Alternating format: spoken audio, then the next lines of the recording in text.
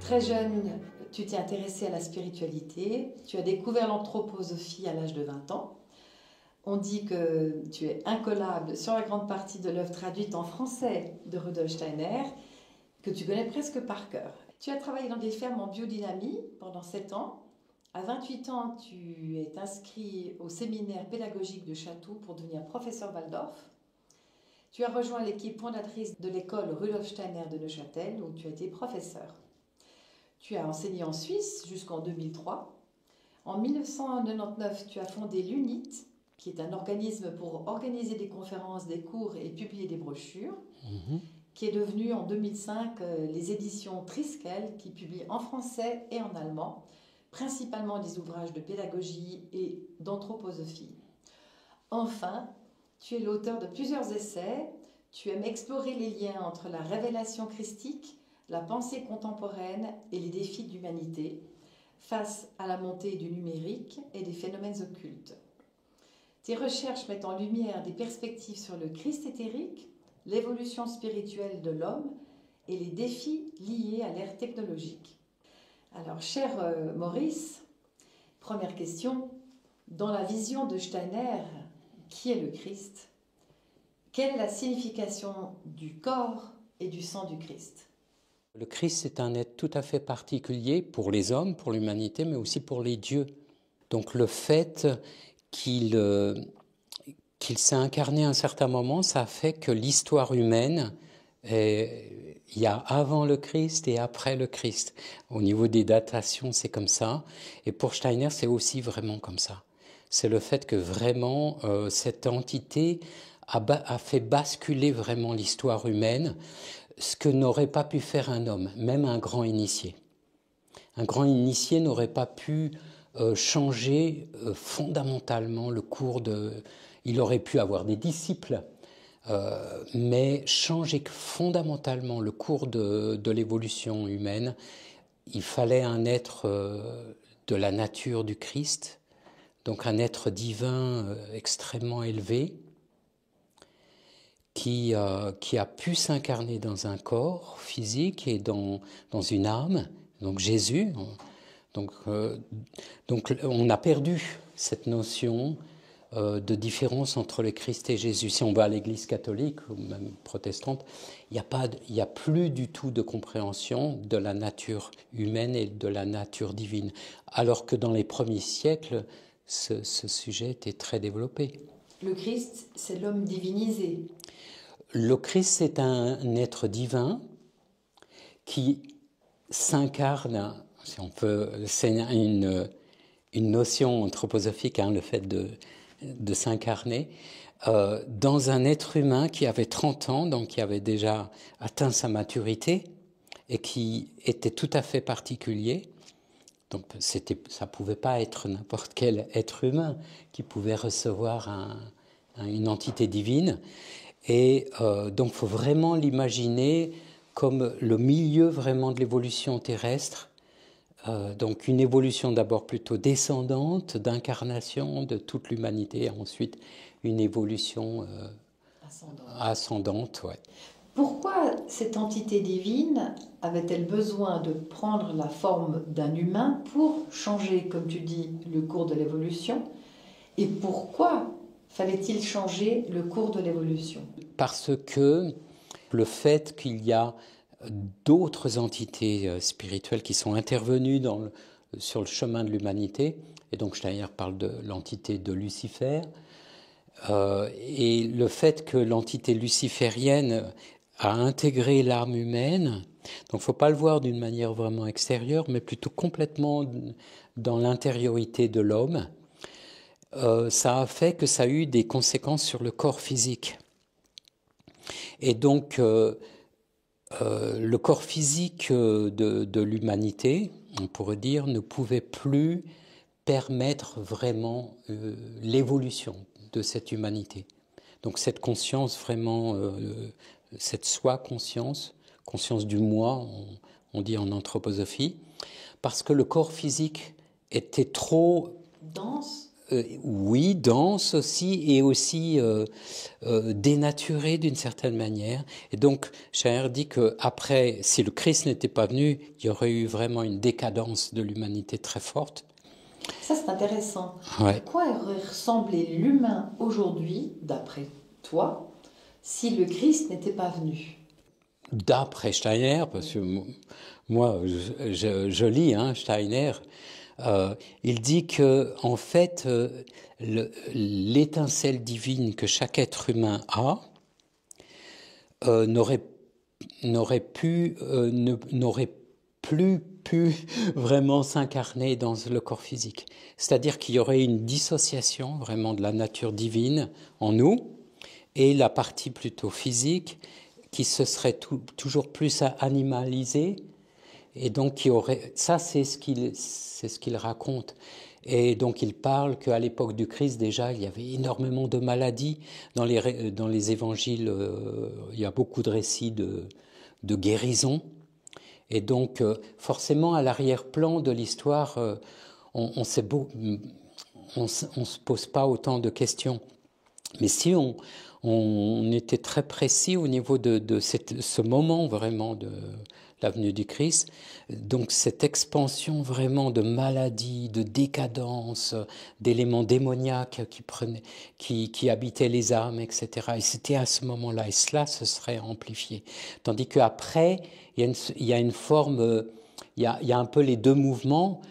La décadence continue, mais il y a aussi une possibilité d'évolution. Alors, quel a été le processus christique qui fait qu'il y a eu ce point de bascule d'un humain soumis aux forces involutives qui, finalement, après le passage et le témoignage de Jésus ou du Christ, a passé dans le camp des forces, enfin de l'humain guidé par les forces évolutives? Oui. Donc là, il faut aller assez loin dans la conception anthroposophique pour comprendre qu'en fait, derrière toute chose, il y a un archétype. C'est vrai pour les plantes, c'est vrai pour aussi les objets physiques, c'est vrai pour les animaux, et c'est vrai pour l'humanité. L'humanité a un archétype, et donc le corps physique a aussi un archétype. Et c'est cet archétype qui a été, on pourrait dire, abîmé par l'évolution et par l'influence luciférienne. Il parle aussi d'une autre influence qu'il appelle arimanienne. Et donc cet archétype ne permettait plus, c'est comme si on a un prototype, mettons pour faire une voiture, et dans l'ordinateur, il y a un virus qui fait que le prototype de la voiture a toutes sortes de défauts. Alors il y a des pannes qui se produisent, etc. Et on ne sait pas vraiment pourquoi. On n'a plus à sortir une voiture. Voilà. Et donc on a tous ces pépins qui sont là parce que le prototype a été vraiment cassé, on pourrait dire. Et donc là, c'est la même manière. Le prototype divin du corps physique, mais aussi ce qu'on appelle corps éthérique en anthroposophie ou corps astral, devait être complètement rénové. Et donc c'est pour cela, en fait, donc là j'arrive à la réponse de ta question, le Christ devait transformer en Jésus, c'est-à-dire c'est pas juste le fait que le Christ vienne, c'est le fait qu'il transforme la nature de l'homme. Mais il fallait le faire dans un être humain. Et donc, dans cet être humain, le prototype, on pourrait dire, si on prend toujours cette image, a été complètement rétabli. Et donc, à partir du prototype de Jésus, on pourrait dire, qui naît à la suite de la résurrection, donc après la mort et la résurrection, qu'à ce moment-là, il y a une dualité dans tous les êtres humains. C'est-à-dire, il y a le vieux prototype, on pourrait dire, infecté de virus, de l'élément luciférien, riemanien, qui continue à être présent aussi, mais il y a aussi l'autre archétype. La possibilité du nouveau. Voilà, c'est ça. Voilà. C'est pour cela qu'on pourrait dire « Ah, mais le Christ est venu et l'humanité est toujours aussi bas à s'entretuer, etc. » C'est parce qu'il y a ces deux natures en nous. Et donc ça, c'est quelque chose qu'on peut peut-être étudier dans l'histoire, mais qu'on peut aussi voir en nous-mêmes. Qu'il y a une forme de dualité entre ce qu'on pourrait appeler le vieil homme ou la vieille personnalité en nous, qui nous tire plutôt vers le bas, et il y a en nous quelque chose qui va dans le sens d'un progrès, d'une évolution, et là, ça s'appuie justement sur ce nouvel, Saint Paul dit nouvel Adam, on pourrait dire. Quel a été le terreau en Jésus qui a permis d'accueillir cette divinité au point d'opérer ce point de bascule? Qu'est-ce qui a permis que ce processus puisse se faire pour toute l'humanité? Oui, alors ça c'est une question très importante, parce que justement c'était pour les gnostiques, dans les premiers siècles, c'était la grande question. Comment le divin et l'humain ont réussi à cohabiter? Et donc, il y avait toutes sortes de réflexions théologiques, gnostiques, philosophiques, mais en fait, on ne pouvait pas vraiment avoir de réponse. Et donc, forcément, en fait, là, c'est devenu des dogmes, c'est devenu sous une forme de foi, et maintenant, on est complètement dans la religion catholique, on est complètement dans une foi qui ne peut pas vraiment comprendre, donc on doit accepter. Et donc, il y a toutes sortes de notions qui sont là. Et donc, lorsque Steiner commence à parler donc, de cette nouvelle vision, on pourrait dire, du Christ, il va mettre à peu près 7 ans. Donc, il va parler de cette nature du Christ, un peu comme j'en ai parlé, mais pendant 7 années, où il y aura vraiment plusieurs cycles de conférences et des livres là-dessus, avant d'aborder la question, mais comment ça s'est fait, comment un être humain a pu recevoir un élément divin. Et donc ça, il commence vraiment son enseignement du christianisme vers 1902, 1901, 1902. Donc c'est là qu'il commence à donner des nouvelles notions du christianisme pour comprendre le Christ. Et c'est seulement en 1909, en fait septembre 1909, que là, il va commencer vraiment à aborder la question de Jésus. Et donc la chose est assez complexe. Et donc, d'abord, dans un premier temps, il va s'appuyer sur les évangiles, sur les textes. Non pas pour dire c'est les textes qui nous disent ce que c'est, mais seulement il confirme, on pourrait dire, la vision de Steiner. Steiner dit dans ses cycles de conférences, je ne m'appuie jamais sur les textes, je les compare à la vision spirituelle.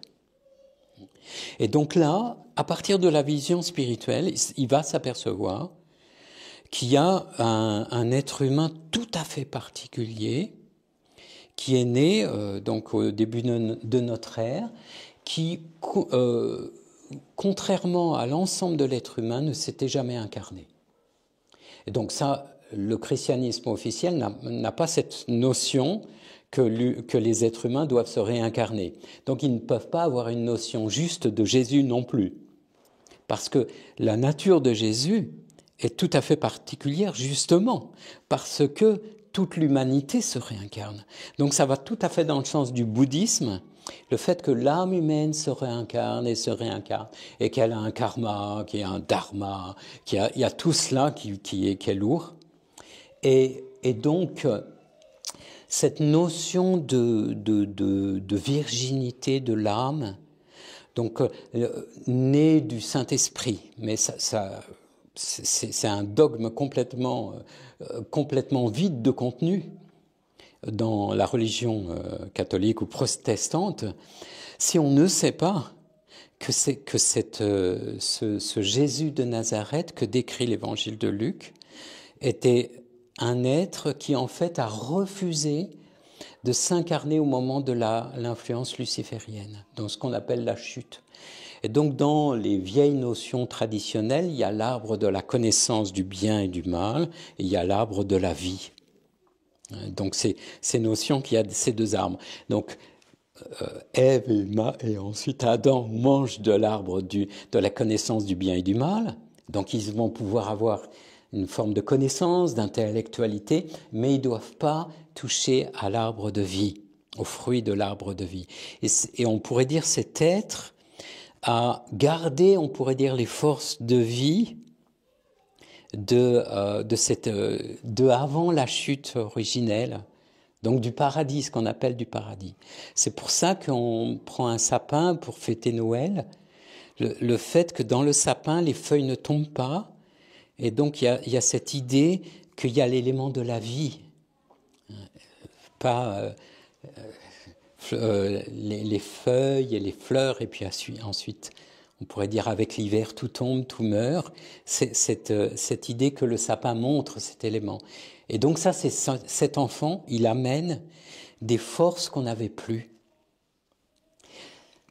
Si je peux résumer oui, je t'en prie. Modestement le chemin présenté ou proposé par Jésus pour l'humain que nous sommes aujourd'hui, est-ce que ce n'est pas celui de nous montrer comment débroussailler notre intériorité pour justement préparer ce terreau parfait, ce terreau absolument pur pour accueillir l'énergie divine en soi?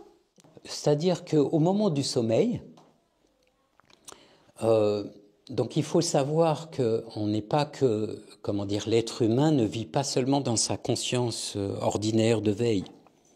Il a des phases de sommeil et il a des phases de mort ou de vie entre deux incarnations.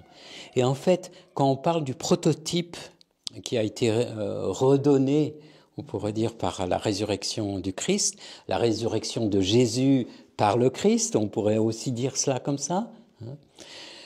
À partir de ce moment-là que le prototype, on s'y relie dans le sommeil et entre deux incarnations. Mais bien sûr, pour cela, il faut créer un lien de conscience malgré tout. Mais ce n'est pas dans l'acte de conscience de la vie de tous les jours, mais c'est malgré tout dans le lien qu'on va faire dans la vie de tous les jours qui va nous permettre dans le sommeil de nous relier à l'élément de l'archétype humain. Et donc, nuit après nuit, on peut retrouver des forces de cet archétype et d'une incarnation à une autre aussi. Est-ce qu'il y a une intention particulière à évoquer avant de s'endormir pour contacter plus facilement cet archétype parfait? Bien sûr, oui, absolument. À partir du moment où déjà, à notre époque, on est dans une époque d'intellectualité. C'est-à-dire que, bien sûr, on peut faire des méditations, on peut faire des prières, etc. Mais malgré tout, il y a toute une couche en nous qui demande de comprendre. Donc, dans un premier temps, on a besoin d'une forme de compréhension large de l'évolution de l'humanité, de l'histoire humaine, pour peu à peu comprendre la nature du Christ, et à partir de cette compréhension, de ces pensées, c'est ces pensées-là qui vont nous permettre de nous relier au Christ pendant la nuit, et toujours plus ce lien se rapproche après. Bien sûr, dans la conscience, il y aura aussi une répercussion. Il s'agit d'infuser en soi le témoignage du oui. Christ à chaque instant et au quotidien pour permettre cette fusion finalement avec... Tout à fait. Tout à fait. On peut dire avec l'absolu. Oui, c'est-à-dire que jusqu'à maintenant, enfin jusqu'au moment où Steiner est arrivé, on pourrait dire qu'avant, c'était plutôt un lien avec le cœur. Mais à notre époque scientifique et d'intellectualité, on pourrait dire que cette force du cœur, elle se perd. Et donc c'est clair que la relation au Christ est une relation de cœur. Mais de nos jours, on a besoin aussi de la compréhension. Et donc forcément, cette compréhension, elle doit après s'enrichir de sentiments. Et donc le fait que tout ce qui est mis dans les évangiles, cet élément de fraternité, de bonté, etc., ça reste complètement valable. Et donc il y a des personnes qu'on peut appeler christiques, même si elles n'ont pas encore une compréhension de comment les choses se sont passées. Pour toi, quelle est la signification du corps et du sang du Christ? Oui. Alors, donc, il y a le fait quand on va à la messe, hein, on prend le corps du Christ et le sang du Christ à travers le pain et à travers la vigne. Donc, cette notion, et en fait, Steiner explique que le Christ, qui est un être divin, va devenir l'entité de la terre. C'est-à-dire le moi-esprit, on pourrait dire, de la terre. Donc il explique dans toutes ses conférences ou dans tous ses livres que chaque planète et même chaque étoile est habitée d'entités spirituelles. Et chaque planète ou chaque étoile a une entité dominante, on pourrait dire. Et donc la Terre attendait de recevoir son entité moi, on pourrait dire cela comme ça, entité esprit de la Terre. Et c'est le Christ qui va le devenir. Donc au moment où il va faire la première scène, on pourrait dire, où il va donner le pain et il va dire « Prenez ce pain, ceci est ma chair », ça veut dire « Prenez tout ce qui vient de la terre et c'est ma chair ». Donc en fait, lorsqu'on prend de la vigne, du jus, ou quand on mange un aliment, en fait tout aliment est le pain et la chair du Christ, pas seulement le pain. Et le vin, elle symbolise son sang. Voilà, c'est ça. Dans Sauf que bien sûr, dans les plantes, d'une certaine manière, on pourrait dire que le blé, malgré tout, est une plante tout à fait particulière, et que la vigne aussi. Alors bien sûr, mais là, on pourrait étendre cela. C'est pour ça que quand on fait un repas, dans l'ancien temps, on faisait un bénédicité, c'est-à-dire le fait de pouvoir se relier à la nourriture, de sentir que cette nourriture c'est pas juste manger comme cela, mais le fait qu'elle a grandi sur le sol de la terre, qui est le corps du Christ. Donc c'est la terre qui est le corps du Christ, qui a les éléments du soleil, il y a donc tous ces éléments, on pourrait dire divins, qui sont à l'arrière-plan. Donc si moi je me relie, en fait, on pourrait dire que la Sainte Seine, on peut la célébrer à chaque repas.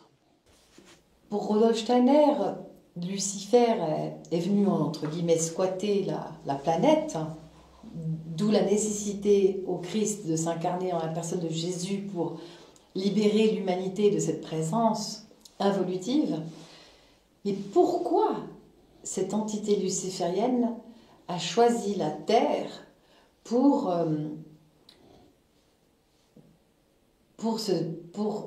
la prédatériser, pour faire de l'humanité sa proie? Alors, donc ça c'est une notion en anthroposophie qui est assez fondamentale.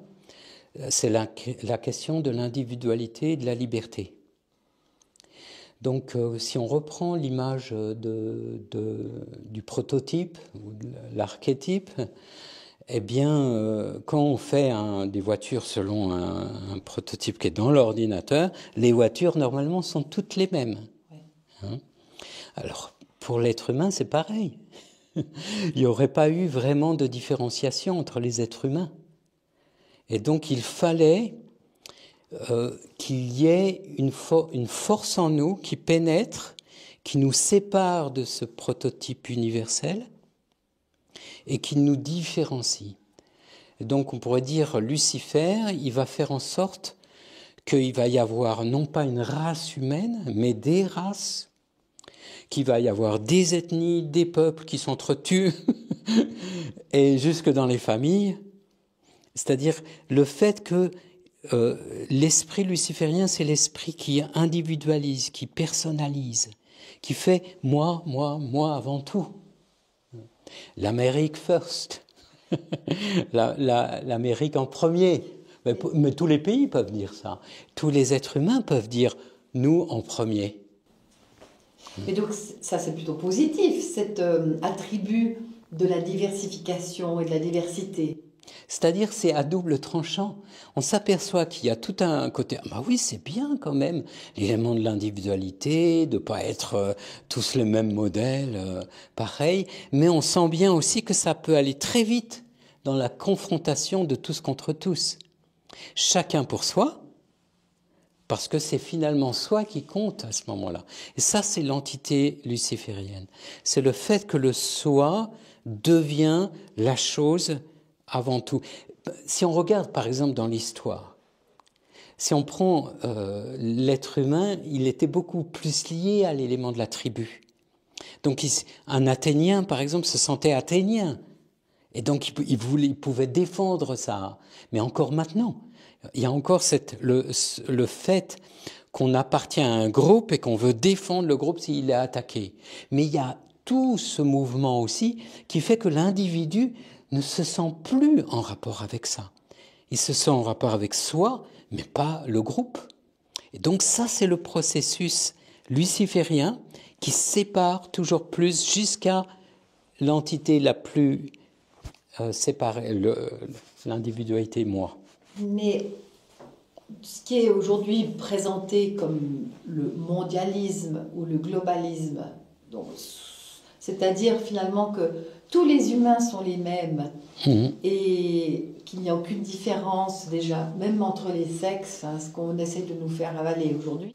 Ça aussi, c'est luciférien, cette espèce d'idéal où la différence est absorbée au service d'Ahriman, au nom de la matière. On sent bien que l'élément luciférien a quelque chose de bien et quelque chose de mal. On pourrait dire qu'il y a les deux. Et c'est là qu'on comprend l'intervention du Christ. Le fait que le Christ va faire en sorte que la partie juste et bonne de l'élément luciférien puisse être conservée, c'est-à-dire que le Christ ne va pas annuler l'impulsion de luciférienne, mais il va corriger, il va enlever le côté néfaste.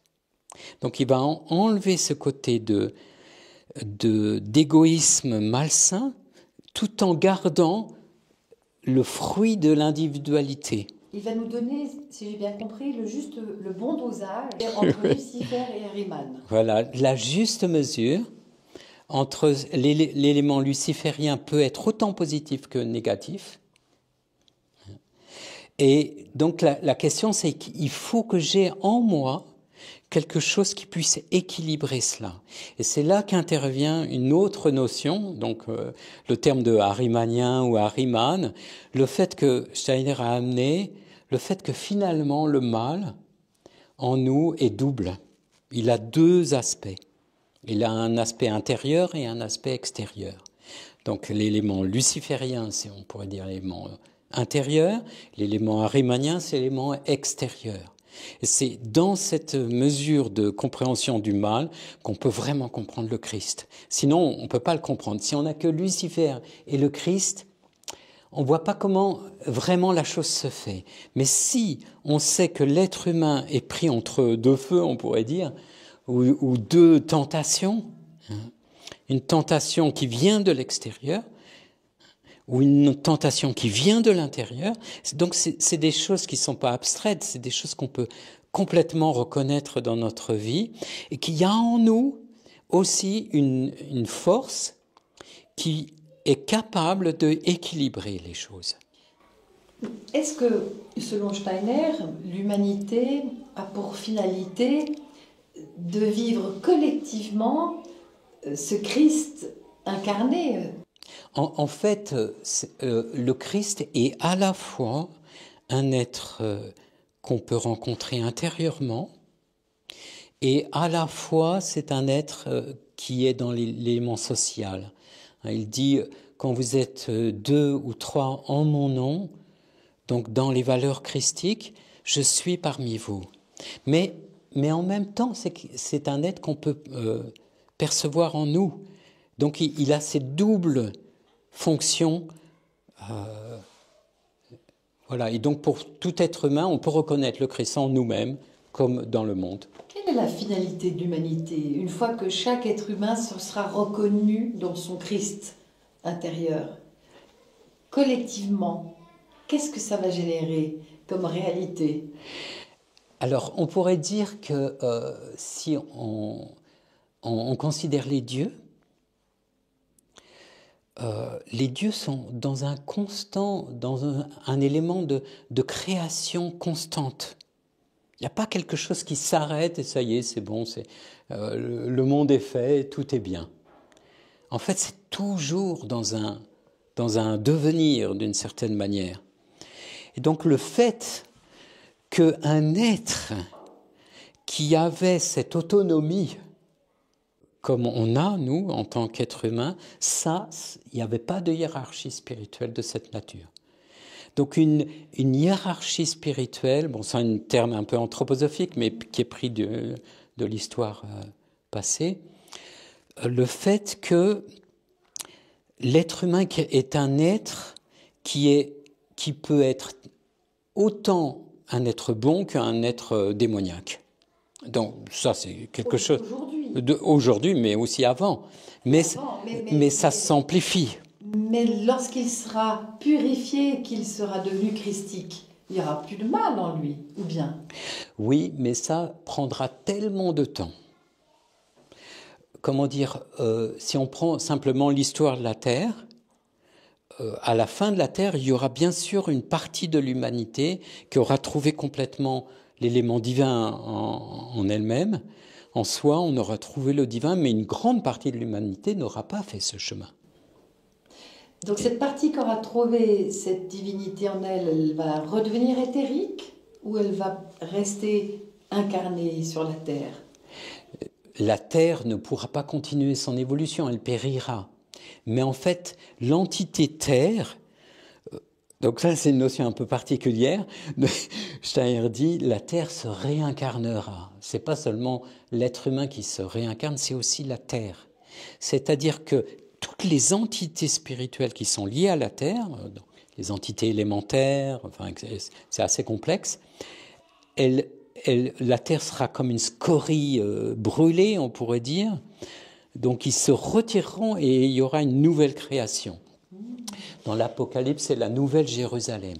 Et cette nouvelle création sera possible, si j'ai bien compris, Ouais. que si une partie de la collectivité humaine sera divinisée et permettra cette mise au monde, cette nouvelle mise au monde. Oui, tout à fait. Et donc la Terre a besoin de cette collectivité humaine divinisée ou divine pour se réincarner. Oui. Ah. Oui, tout à fait. Et donc, en fait, même si c'est une petite partie de l'humanité qui fait ce chemin, ça sauve toute l'humanité. Parce que l'humanité qui veut continuer dans l'élément luciférien ou arimanien, hein, donc chacun pour soi, plus de pouvoir sur les autres, etc., hein, on pourrait dire que cette humanité, elle est sombre. Mais ce qui sauve cette humanité, mais pas dans le dans le moment. Si elle sombre, mais dans une réincarnation, il y a une possibilité que cette humanité puisse retrouver quand même. Soit entraînée. À nouveau entraînée. Mais parfois, c'est comme un être humain qui fait toutes sortes de bêtises. Et peut-être à un certain moment, il se passe que... Voilà, et peut-être il y a une rencontre, ça peut être aussi en prison, on rencontre quelqu'un, et tout d'un coup, le virage se fait. Et donc... il y a des êtres humains donc, qui s'enracineront toujours plus dans le mal. Donc ça sera toujours plus difficile. Est-ce que ça veut dire qu'eux aussi vont générer une planète qui va... Parce que la planète Terre qui va être portée par des humains divinisés va donc pouvoir vivre sa transformation et sa réincarnation, ou sa nouvelle mise au monde. Mais que va-t-il advenir de la planète Terre qui est, elle, rattachée aux humains restés arimaniens et lucifériens? Oui, alors en fait, avec la nouvelle Terre, on pourrait dire, un nouvel Jérusalem, où Steiner dit futur Jupiter, il l'appelle comme ça, donc pas le Jupiter actuel, mais ce que sera la Terre dans son nouvelle incarnation. Et il y aura une partie de l'humanité qui aura fait le chemin vers le bien, on pourrait dire vers la divinisation, on pourrait dire, et une autre partie qui ne l'aura pas vraiment fait, mais qui ne sera pas enfoncée dans le mal, pas suffisamment enfoncée dans le mal pour être complètement exclue de cette nouvelle terre. Donc dans cette nouvelle terre, il y aura une grande partie de l'humanité, mais il y aura malgré tout, finalement tu l'évoques, tu le mentionnes, le fait qu'une partie pourrait complètement se séparer de la future terre, et le fait qu'en fait il y a déjà une sorte de double de la terre qui est en train de se produire. Est-ce que tu peux expliquer ce que Rudolf Steiner entendait par le nouveau contact avec le Christ éthérique? Oui. Donc dans l'anthroposophie, il y a cette notion que l'être humain est un corps physique, bien sûr, mais aussi un corps éthérique. Donc le corps éthérique, c'est on pourrait dire l'élément de la vie en nous. Ce qui nous fait croître, c'est le prototype aussi qui fait que quand je me blesse, il y a en moi quelque chose qui lutte continuellement pour guérir la blessure, cicatriser, mais aussi digérer, intérioriser des souvenirs. Donc ce corps qui est une sorte de double du corps physique, mais complètement éthérique. Ensuite, on a l'élément de l'âme, qu'on appelle l'élément psychique, donc l'élément, ce qu'il appelle le corps astral. Et ensuite, on a notre individualité, notre moi, ce qui fait l'unité de notre être. Et donc, en fait, le Christ, pour permettre à un mouvement d'évolution, il a fallu qu'il redonne le prototype du corps physique. Ça, il l'a fait au moment de sa résurrection. Donc au moment de la résurrection, il y a un nouveau corps physique, mais d'une manière spirituelle, mais qui est l'archétype du corps physique. Parfait. Et, oui, parfait. Sublimé. Oui, là, exactement. Et qui en nous, maintenant, il y a les deux. Il y a l'ancien prototype avec les virus, comme on a dit tout à l'heure, et le prototype parfait qui vient du Christ. Et il doit faire la même chose pour les autres corps. C'est pour ça qu'il doit maintenant apparaître dans un corps éthérique. Et donc mais pour cela, on ne peut pas juste attendre. Le Christ apparaît dans un corps éthérique, et les êtres humains doivent élever leur conscience. Donc c'est tout l'enjeu de l'anthroposophie et de tous les mouvements spiritualistes lorsqu'ils se comprennent bien. Le fait d'élever la conscience sur le plan éthérique, et à ce moment-là, on rencontre le Christ. Est-ce que selon toi, avec le niveau de conscience actuel sur la Terre, qui s'est passablement, de mon point de vue, élevé depuis la crise autour du Covid, Ouais. est-ce que ce niveau de conscience peut permettre aujourd'hui cette rencontre avec le Christ éthérique? C'est-à-dire individuellement, on peut toujours. La seule chose, normalement, les choses auraient dû déjà se passer dans les années 30 du XXe siècle. Mais ce qui s'est passé à ce moment-là, les forces on pourrait dire, d'opposition ont été tellement fortes.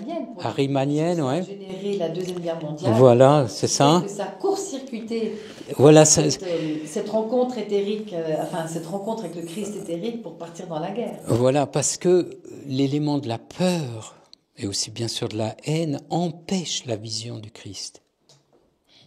Et donc, forcément, à chaque fois qu'il y a des éléments de guerre ou de problèmes qui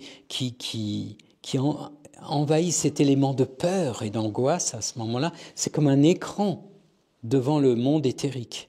Mais ça veut dire qu'individuellement, on peut, oui, oui. Il y a eu, oui, par exemple, Simone Weil. Voilà, la fille. Voilà, c'est ça. Simone Weil, V-E-I-L, à ne pas confondre avec Weil, W-E-I-L, qui était l'ancienne ministre d'État française. Voilà, oui, vraiment la philosophe. Ouais. La philosophe, oui. Absolument. Voilà, qui est décédée en 1943, je crois, ou 41. À 39 ans, tu as raison, à 39 ans, elle est décédée entre 39 ans dans les années 43. 43, je crois, oui, c'est ça. Et donc voilà, donc ça c'est un exemple, il y en a d'autres. Mais chacun de nous a une relation avec le Christ, hein, même si ça ne s'élève pas complètement dans la conscience, on a quand même tous une relation avec le Christ. Mais alors, est-ce qu'aujourd'hui, vu qu'on a raté ce premier rendez-vous avec le Christ éthérique dans les années 30, est-ce qu'aujourd'hui, ce rendez-vous, est-ce qu'on a droit à une nouvelle chance en ce moment? Donc Steiner donne 2500 années pour que cette chose se fasse, cette rencontre. Depuis la naissance du Christ? Depuis le XXe siècle. Ah. Donc à partir du moment où il apparaît dans son corps éthérique, donc dans les années 1930, hein, il a dit, à ce moment-là, on a 2500 années pour absolument faire la rencontre avec le Christ et acquérir les nouvelles facultés spirituelles. Donc ça, on a quand même pas mal de temps. Mais ça n'empêche que plus on attend, plus on n'arrive pas à résoudre les problèmes. Là, actuellement, on est vraiment dans des cul-de-sac, on pourrait dire. On ne trouve pas des solutions. Mais certains anthroposophes que je connais, très fidèles à l'enseignement de Rudolf Steiner, pensent que cette rencontre est possible aujourd'hui. Oui, je pense que c'est quelques individus qui peuvent faire le lien avec le Christ. Mais d'une manière plus générale... il faudra attendre encore oui. 2500 ans. Pas 2500 ans, mais... voilà. Mais peut-être, je ne sais pas, peut-être à la fin du XXIe siècle, au XXIIe siècle, il y aura un peu plus de spiritualité. Mais pour l'instant, je pense qu'avant la fin du XXIe siècle, on est plutôt dans une phase vraiment très matérialiste, quoi. Oui, justement. Et d'ailleurs, Rudolf Steiner avait anticipé cette chute radicale de l'humanité dans une période de 100 ans. Mais apparemment, ça va plus vite que prévu.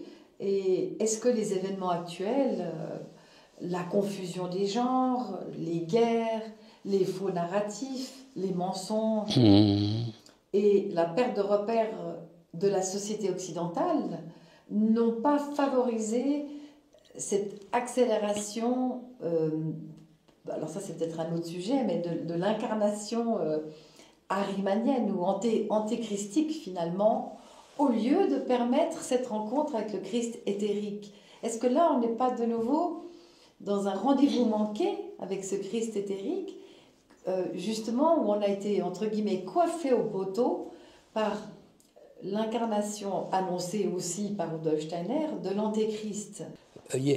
Steiner a dit beaucoup de choses. Et donc, on peut prendre certains passages et dire ceci, et prendre d'autres passages et dire le contraire. Donc, ça, c'est tout à fait possible. Une des choses qu'il a dites, par exemple, c'est de dire c'est la confrontation avec le mal qui fera que l'humanité rencontrera le Christ. Le fait d'être tellement confronté à l'élément du mal et du chaos qui fait qu'il y a comme un sursaut de l'âme et ça crée l'éveil et cette ouverture à l'esprit. C'est comme toucher le fond de la piscine. Oui, voilà, c'est ça. C'est pour ça qu'il n'y a pas de raison d'être pessimiste et on peut être réaliste, voir que les forces du mal sont très très puissantes de nos jours, mais être pessimiste, il y a aussi des éléments positifs dans tous les processus. Ce qui est vraiment important, c'est à notre niveau. Ce que moi je fais, ce que chacun de nous fait vraiment. C'est ça qui compte. Après, la compréhension de l'évolution de l'humanité, elle est tellement complexe. Oui. Mais est-ce que, selon toi, on parle beaucoup de satanisme en ce moment, un peu à tous les niveaux de la société, avec des inaugurations qui mettent en scène des éléments et des symboles et des archétypes sataniques, donc arimaniens, notamment lors des cérémonies d'inauguration des Jeux Olympiques ou de clôture. Est-ce que ce n'est pas préparer le terrain à l'incarnation de cette force antéchristique? Ce que Steiner appelle comme entité arimanienne est amené à s'incarner.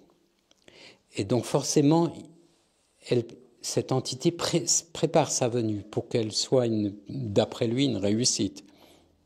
Et donc là, on voit qu'il prépare très très bien son incarnation. Mais on ne peut pas savoir à quel moment, finalement, ça sera vraiment le moment pour lui de venir. Peut-être au XXIe siècle, peut-être plus tard. Mais pas, je t'avais dit, au début du 3e millénaire, c'est-à-dire ça peut être dans notre siècle, peut-être dans le siècle suivant, ou encore dans 2 siècles, mais pas plus. En quoi est-ce que l'incarnation antéchristique est-elle nécessaire sur notre propre chemin christique? Alors, comme pour Lucifer, Ahriman, on a besoin de le comprendre et donc d'être confronté à lui. Et donc, s'il ne sort pas vraiment s'il n'apparaît pas en pleine lumière, on ne peut pas en tirer vraiment le profit qu'on doit en tirer.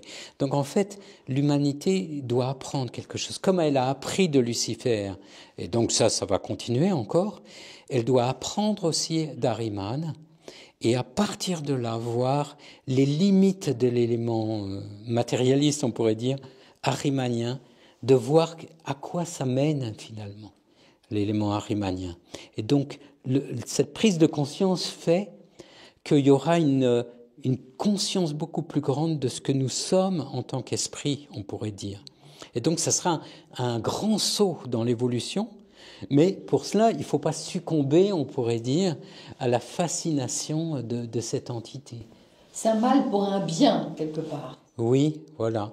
Mais c'est clair que, on pourrait dire, les dieux sont... Ils parient beaucoup sur l'humanité pour faire une telle chose. Quand tu parles des dieux, donc tu ne parles pas d'un dieu, que veux-tu dire en parlant des dieux? Oui, c'est-à-dire que ça, c'est quelque chose d'assez lié à la conception anthroposophique, que dans le monde spirituel, les entités spirituelles sont une multiplicité infinie. Et donc, ce qu'on appelle l'élément du Père, par exemple, dans la religion chrétienne, l'élément du Fils, l'élément de l'Esprit, bien sûr, c'est aussi des entités. Le Christ est une entité, l'élément Dieu, Fils, et l'élément Dieu, Père, est aussi une entité. Mais ces entités sont des entités qui sont encore plus élevées que ce qu'on appelle toutes les hiérarchies. Donc il y a vraiment des degrés très très élevés dans les entités. Donc on pourrait dire ce qui traverse toutes les...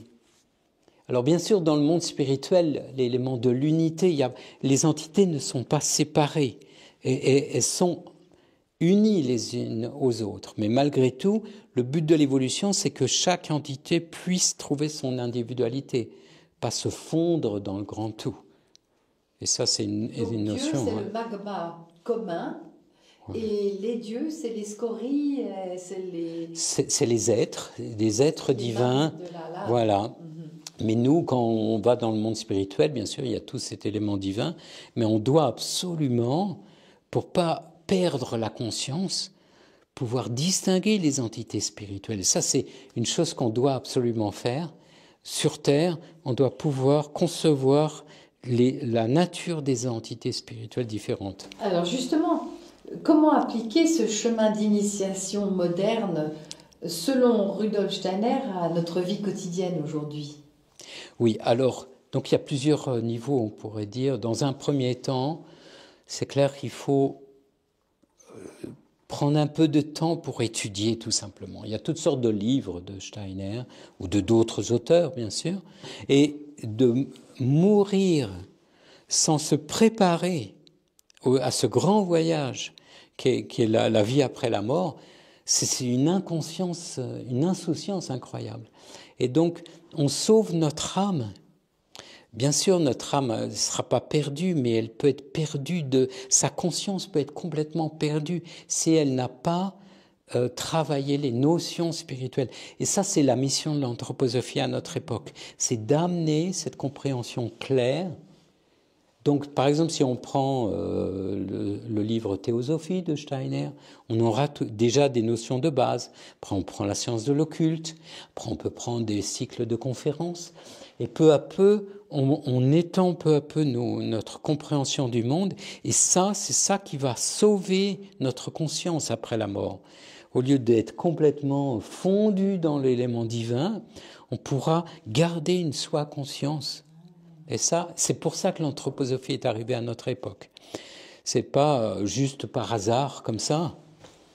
Est-ce qu'on pourrait dire que c'est tellement important d'apprendre à mourir finalement, et de se préparer toute sa vie à ce passage pour devenir des entités divines créatrices dans l'indicible, dans le monde éthérique, c'est ça? Sinon, on devient, comme tu dis, on est absorbé par la source. Voilà, c'est ça. On n'a aucune capacité finalement de créer nos réalités. Oui, absolument. C'est ça, ouais. Donc en fait, si je comprends bien, si je te comprends bien, on apprend à devenir des artistes créateurs de nos toiles individuelles d'amour et d'intelligence. Tout à fait. Et en fait, on pourrait dire, vis-à-vis des dieux, c'est ce qu'ils attendent de nous. C'est-à-dire, on est dans une situation où on a cette pensée intellectuelle qu'ils n'ont pas. Eux, ils ont une pensée imaginative. Une pensée divine, on pourrait dire, mais qui ne va pas jusque dans le concept vraiment clair et distinct comme nous, on peut le faire. Donc, ils attendent ça de nous.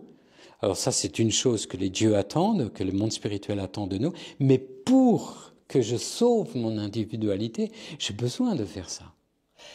Tu veux dire que les dieux attendraient que l'humain, avec son attribut unique de conceptualiser sa réalité, se joigne au rang des créateurs. Absolument. Dans l'univers. Voilà, avec une spécificité. C'est-à-dire ce qui est propre à l'homme, à l'être humain, les dieux ne l'ont pas. C'est-à-dire qu'un ange, un archange, ça c'est les noms, les séraphins, etc., ils n'ont pas cette expérience cette expérience séparée. Nous, on a une expérience d'être séparés du monde. Je perçois le monde, mais on n'est pas fondu. On est deux êtres séparés, et vis-à-vis des plantes, on est séparés. Donc, cette expérience, ils ne l'ont pas. Ils ont une expérience de communion. Et donc, c'est dans l'expérience séparée qu'on peut conceptualiser ce qu'est vraiment la réalité spirituelle. Qu'on peut conceptualiser le divin créateur. Voilà, c'est ça. Et ça fait qu'on devient des êtres avec une nouvelle fonction d'une certaine manière, et donc on devient des êtres créateurs. Mais en quoi est-ce que ça les regarde, les dieux? Pourquoi c'est tellement important pour eux que cet humain endosse sa mission la plus haute, finalement? Parce que dans les mondes spirituels, il y a ce qu'on appelle la chronique de l'Akasha. Et cette chronique de l'Akasha, c'est un peu comme le cerveau, on pourrait dire, du monde spirituel. C'est ce qu'on appelle les mémoires akashiques? La mémoire akashique, voilà. Et cette mémoire akashique, elle a tout le souvenir de tout ce qu'a vécu l'humanité, mais elle a besoin aussi, et ça c'est notre époque qui est particulière, cette compréhension du spirituel. Et ça, c'est vraiment nouveau. Donc c'est pour enrichir la grande bibliothèque. Voilà, la grande bibliothèque. Voilà, ça manque. C'est-à-dire cette compréhension du divin, du fait de notre forme de conscience, est quelque chose qui n'existait pas avant. Et donc qui a commencé, quand le Christ est venu, il parlait aux foules avec des images. Mais lorsqu'il parlait à ses disciples, donc les 12, il parlait comme on parle maintenant, d'une manière raisonnée, pour leur faire comprendre les choses. Donc là, il sortait de l'image où il expliquait l'image. Donc en fait, le Christ a introduit le fait de pouvoir penser le spirituel avec notre conscience claire, et cela, au moment où on fait cela, C'est-à-dire là, par exemple, il y a ce dialogue qu'on fait, qui est enregistré, mais qui est aussi enregistré dans la chronique de l'Akasha, parce que c'est des notions spirituelles qui s'inscrivent immédiatement, ce qui fait qu'après la mort, on pourra consulter justement cet entretien. Et ça sera un moment de repère. Ah, à tel moment, il y a eu tel échange avec ces notions, on verra cela. Et les dieux peuvent consulter à ce moment-là, voir cela. Ils peuvent se connaître eux-mêmes. C'est comme un miroir. Si j'ai pas de miroir, je peux pas savoir comment je suis. Hein. Mettons, quelqu'un pendant 20 ans ne se regarde pas dans un miroir. Après 20 ans, il se regarde. Oh, la surprise, peut-être le choc de voir le fait comment nos traits se sont. Le fait de prendre conscience de soi à travers le miroir. D'une certaine manière, nous sommes le miroir des dieux. Aujourd'hui, j'aimerais justement aborder ce deuxième thème qui est celui de l'homme à l'ère numérique. Oui. Selon toi, comment l'ère du numérique transforme-t-elle notre perception de l'homme et son essence spirituelle? L'évolution humaine, c'est de toujours être face à une forme d'opposition et aussi de reflet. Et donc, tout ce que intérieurement on devrait développer se manifeste d'une manière extérieure. Mais avec le risque qu'on ne développe pas justement l'élément intérieur. C'est-à-dire que si, par exemple, on me donne de la cortisone, peu à peu mon corps ne va plus produire de cortisone. C'est vrai pour l'insuline, c'est vrai pour tous les médicaments. Suppléent, remplacent la fonction du corps. Alors bien sûr, parfois c'est nécessaire pour un moment court, mais le risque c'est que le corps s'atrophie ou atrophie la fonction pour faire telle hormone ou telle substance. Et donc, on pourrait dire que notre époque est d'acquérir peu à peu la clairvoyance, normalement. Et la clairvoyance, c'est donc une forme de vision intérieure de ce qui est psychique, de ce qui est animique, de ce qui est spirituel. Donc, si par exemple un clairvoyant voit ce qu'on appelle l'aura, c'est-à-dire l'émanation spirituelle et animique d'un être humain, ça veut dire que cet être est capable de se hisser sur un plan supérieur, on pourrait dire le plan de l'âme pure, et de percevoir cet élément de l'âme. Et donc c'est un pouvoir d'intériorisation et de visualisation qui est pas seulement psychique, créé par soi-même, mais qui devient objectif. Mais si je suis habitué à avoir des interfaces, d'avoir des images qui me sont données, c'est-à-dire que les images apportées par la technologie sont un plan, entrent beaucoup plus profondément en moi que seulement la simple perception. On s'aperçoit quand on a regardé un film qu'il y a une certaine fatigue qui est en nous si on s'observe. Je me rappelle quand j'étais adolescent, j'avais une très claire conscience de ça, de la fatigue que produisait le fait d'avoir regardé un film. La kinésiologie le démontre très bien. Le corps est beaucoup plus faible lorsqu'il voit des images de violence et de guerre. Voilà. Que lorsque l'on voit un film feel good movie avec des images positives. Le fait d'avoir une image dans un écran, c'est déjà c'est déjà une sorte de reflet inversé d'une forme de clairvoyance. Et donc, plus l'humanité se nourrit d'images extérieures avec l'écran, moins elle pourra acquérir la clairvoyance. Moins elle pourra affûter cet outil intérieur dont elle dispose. Mais comme l'évolution est faite d'une telle manière qu'on ne peut pas juste rester sur le plan horizontal, on doit être capable de rentrer dans l'infra-conscience, on pourrait dire, où lorsque je suis face à un écran ou je regarde un film, il y a une partie de moi qui devient passif. Donc cette partie passive, je dois être capable moi-même après de la réactiver. Comment concrètement? Eh bien justement, soit par la méditation, soit vraiment par un travail si par exemple on dit que Steiner est difficile à lire, parce qu'il a une forme de langage qui demande un certain effort. Et donc cet effort crée une activité qui est le contrepoids en fait de la passivité.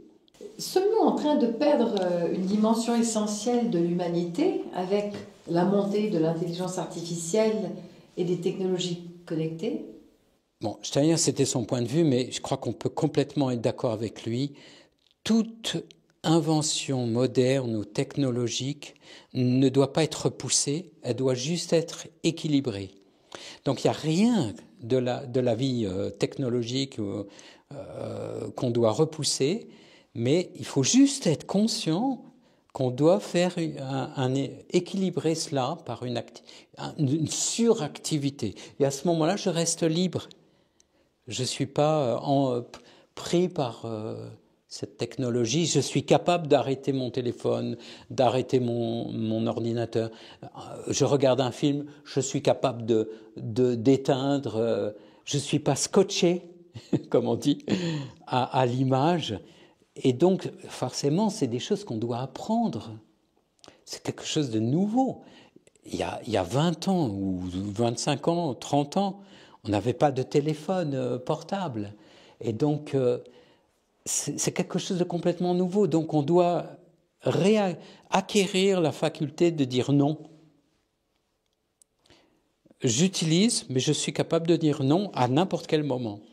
Y compris l'implantation de puces électroniques dans notre cerveau, ce vers quoi le transhumanisme cherche à nous conduire, on est d'accord?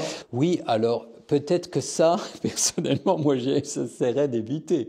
Parce qu'il faut bien imaginer que la technologie est quand même une puissance extraordinaire.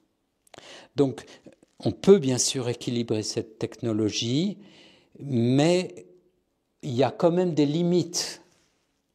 Et donc, si la machine entre dans le corps humain, d'une manière électronique, hein, je ne parle pas des choses mécaniques, il est possible qu'à un certain moment, l'être humain, il n'ait plus la force, et donc il démissionne. Est-ce qu'on pourrait dire que l'implantation de ces puces électroniques désactiverait ou débrancherait notre âme d'une certaine manière? L'âme sortirait du corps.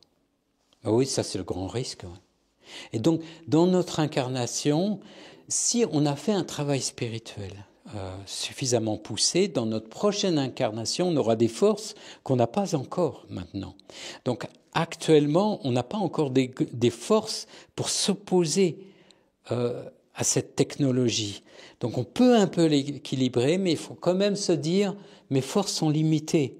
Dans l'avenir, nous aurons beaucoup plus de force, à condition qu'on aura fait un travail spirituel. Et ça, donc, là, dans l'autre entretien, j'avais parlé on fait ce travail spirituel pour aussi, après la mort, pouvoir vraiment avoir une vie de conscience après la mort, mais aussi par rapport à notre prochaine incarnation. Notre prochaine incarnation, on la prépare maintenant.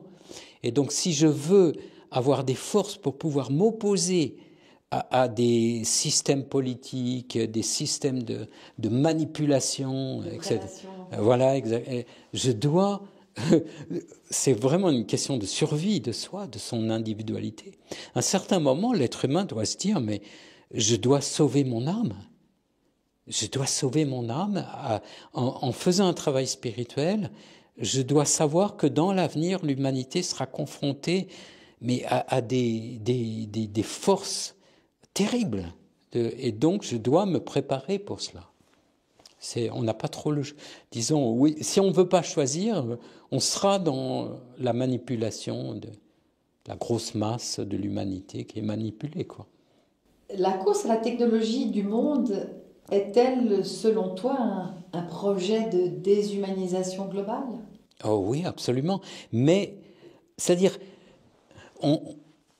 l'attitude, à mon avis juste, c'est de dire oui la technologie, mais non la manipulation. C'est-à-dire, je sais que derrière les forces liées à la technologie, c'est finalement amené à une déshumanisation.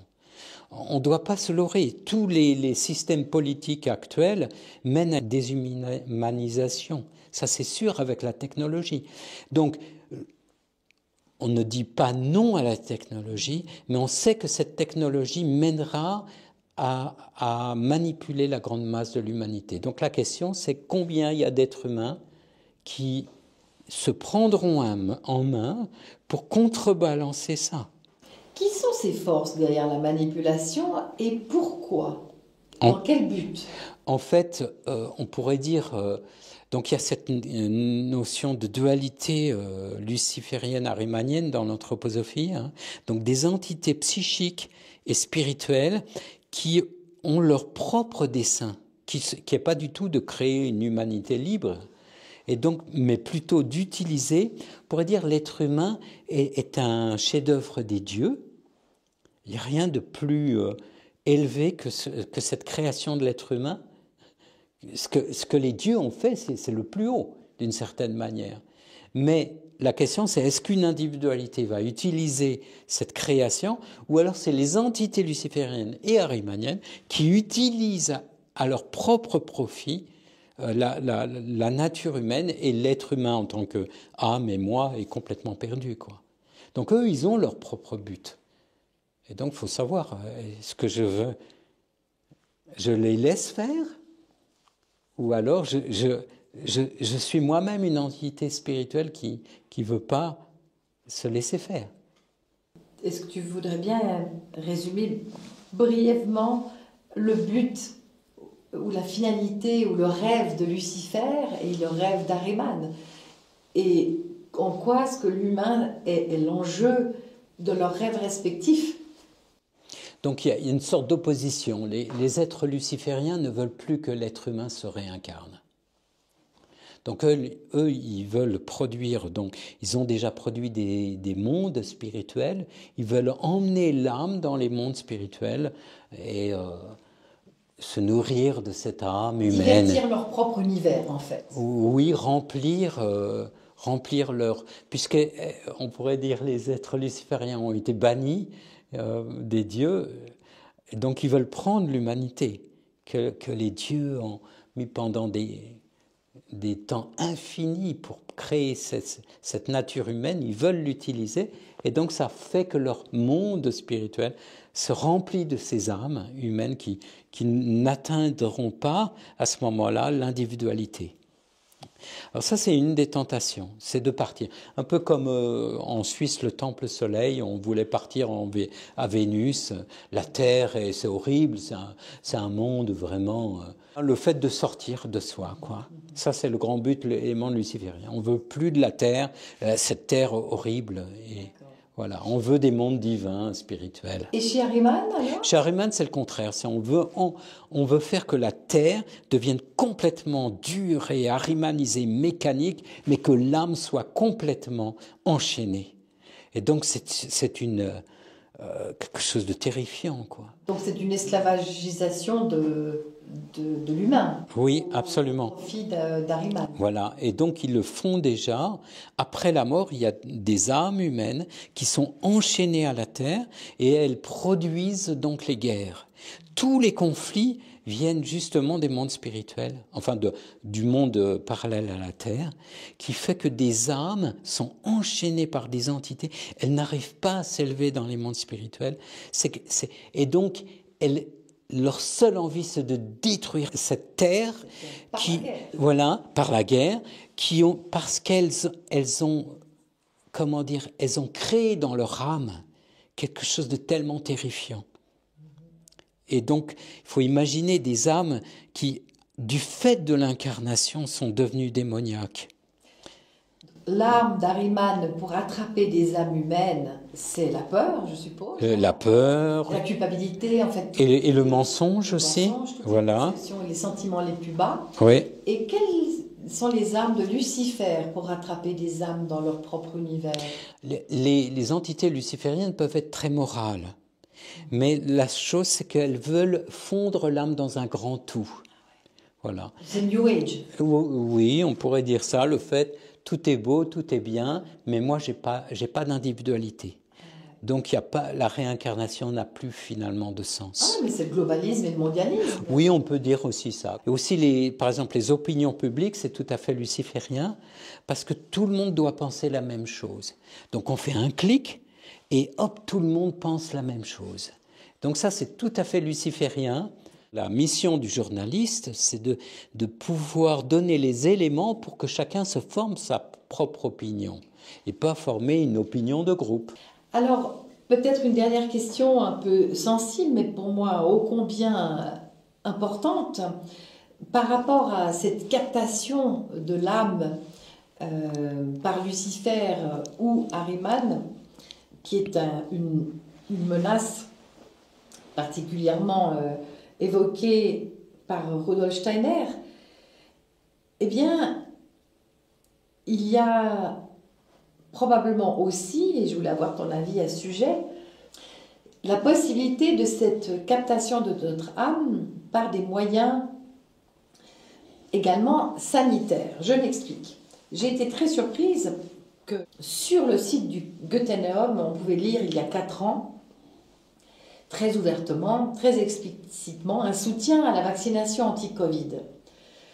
Alors que Rudolf Steiner avait largement parlé de ce risque et du danger de certains vaccins futurs et leur effet négatif sur la vie intérieure de l'homme, justement. Que penses-tu, toi qui n'as aucun mal à remettre en question certaines visions du mouvement anthroposophe, comment expliquer ce positionnement du mouvement anthroposophe suisse, en tout cas, alors même que c'était finalement contraire à la mise en garde de Rudolf Steiner? Normalement, on devrait dire que la société anthroposophique n'a pas d'opinion. Parce que sinon, si une société anthroposophique ou un mouvement anthroposophique avait une opinion, on tomberait sous les bras de Lucifer. Donc de l'opinion publique, etc. Donc en fait, quelqu'un qui fait une démarche avec l'œuvre de Steiner devrait se dire c'est moi-même qui peux me faire c'est-à-dire si quelqu'un si quelqu'un soutient le vaccin, c'est son opinion. C'est ça. Mais pas l'opinion du mouvement anthroposophique ou de la société anthroposophique. Alors, donc ça, c'est une première chose. Ensuite, une deuxième chose, on pourrait dire, dans une grande majorité, le mouvement anthroposophique est anti-vaccin. Donc il y avait beaucoup d'anti-vaccins en Allemagne, par exemple, énormément. Ça, c'est la grande majorité. Mais il y a encore un autre aspect. C'est que la médecine anthroposophique, à l'origine, elle se veut être une continuité de la médecine traditionnelle, donc la médecine allopathique. Elle ne veut pas la remplacer, elle veut juste la compléter. Et donc elle ne renie pas, c'est pour ça que tous les médecins anthroposophes sont vraiment des médecins traditionnels. Ils ont leur diplôme, ils ont fait leurs études et ils complètent par une étude. Alternative. La position normalement des médecins anthroposophes, on ne dit pas non systématiquement, mais on met en garde, suivant les cas. Pour certains, on va dire oui, faites-vous vacciner. Pour d'autres cas, non. Ça sera très variable suivant les personnes, mais je crois aussi suivant les médecins. Et donc forcément, dans ces sites internet, il y a un médecin qui a décidé mais ça, c'est sa propre décision. Oui, mais en même temps, ça a engagé tout ça. Ça a engagé, bien sûr. Mais je crois que ce débat était au sein même de la société anthroposophique ou du mouvement anthroposophique a été très controversé. Oui. Le fait oui. Et donc, il y a eu beaucoup de débats et vraiment, les gens n'étaient pas d'accord entre eux, quoi. Okay. Ça existait.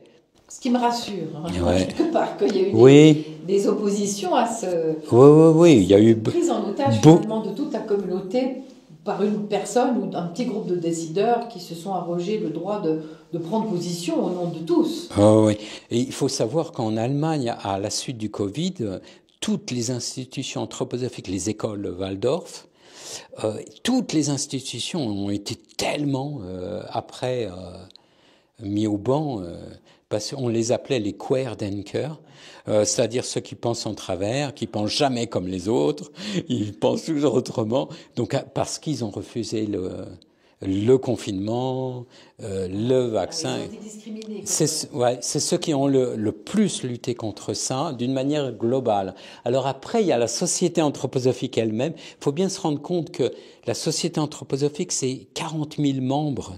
Et le mouvement anthroposophique, c'est 1 ou 2 millions de gens qui sont actifs. Et donc, c'est dans le monde. C'est donc la société anthroposophique, c'est une toute petite partie de ce qu'on appelle le mouvement anthroposophique. Ouais. Et ma dernière question, comment l'anthroposophie peut-elle aider à restaurer aujourd'hui une vision plus humaine et spirituelle du monde moderne?